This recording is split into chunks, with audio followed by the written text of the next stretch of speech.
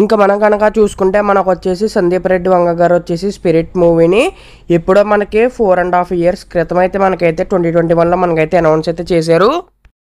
ఇంకా మనకి షూటింగ్ కూడా అయితే స్టార్ట్ అయితే అవ్వలేదు, అప్పుడే 2025 వచ్చేసింది, అక్టోబర్ వచ్చేసింది.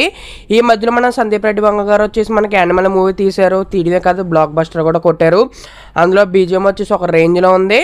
ఇదంతా పక్కన పెట్టేస్తే మరి ఇప్పుడు కనుక చూసుకుంటే మన ప్రభాస్ గారు వచ్చేసి మనకి సెప్టెంబర్లో డేట్లు అయితే ఇస్తారని చెప్పేసి అన్నారు, కానీ మనకైతే సెప్టెంబర్లో డేట్లు ఇవ్వలేదు, ఇంకా షూటింగ్ అయితే స్టార్ట్ అయితే అవ్వలేదు.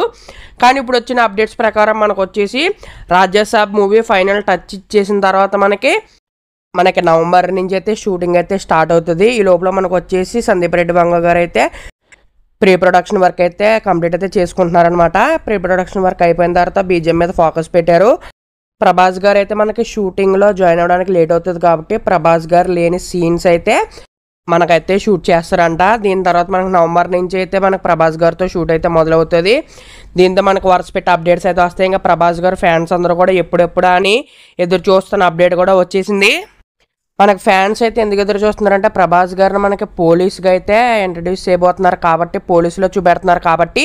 మరి డార్లింగ్ ఫ్యాన్స్ అందరూ కూడా మన ఛానల్ సబ్స్క్రైబ్ చేసుకుని పక్కన ఉన్న బెల్ నోటిఫికేషన్ అయితే ఆన్ చేసుకోండి. Okay, bye friends.